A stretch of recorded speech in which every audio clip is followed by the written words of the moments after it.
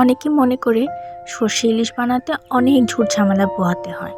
তো আজকের এই সুন্দর রেসিপি তাদের জন্য, যেটি খুব সহজে আপনারা বাসায় বানিয়ে ফেলতে পারবেন।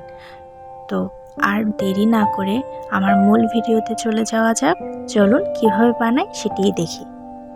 সর্ষে ইলিশের জন্য ফার্স্টে আমি সর্ষে বাটা নিয়ে নিয়েছি। এখানে দিয়ে দিচ্ছি পেঁয়াজ কুচি, অল্প পরিমাণ 1 টেবিল চামচের মতো পেঁয়াজ বাটা। আমি মিষ্টি মিষ্টি হওয়ার জন্য 1 চামচ পেঁয়াজ বাটা দিয়ে নিয়েছি।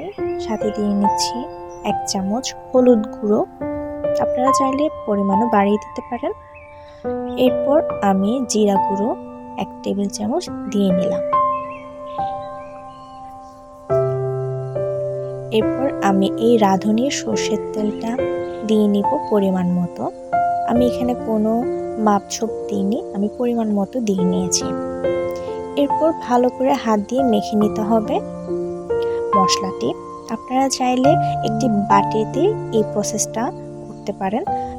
আমি যেহেতু এই কড়াইয়ের মধ্যে রান্নাটা করব, তাই আমি আর বাটিতে নিইনি।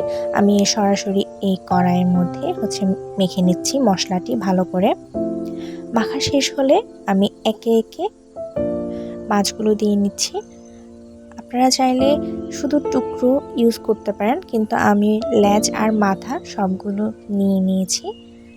দেন ভালো করে মাছগুলো মশলাগুলোর সাথে মেখে নিতে হবে, যাতে মশলাগুলো মাছের ভিতরে ঢুকতে পারে। এরপর কিছুক্ষণ অপেক্ষা করার পর আমি ভালো মতো পানি দিয়ে নিচ্ছি, পরিমাণ মতো পানি দিয়ে নিচ্ছি।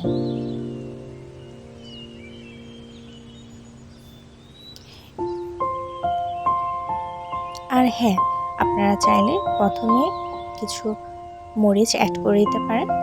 এরপর আমি গ্যাস জ্বালিয়ে নিয়েছি।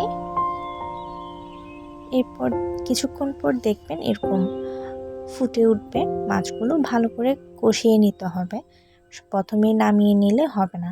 এভাবে যখন ফুটে উঠবে, পানিগুলো বুদবুদ করবে, মনে করবেন না হয়ে গিয়েছে, এটা কিন্তু আরও সময় লাগতে পারে।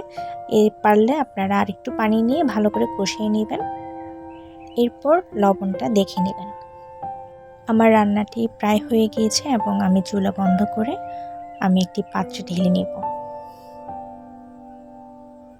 এই তো আমার মজাদার সর্ষে ইলিশ হয়ে গিয়েছে।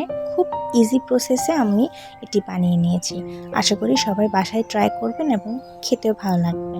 Thanks for watching.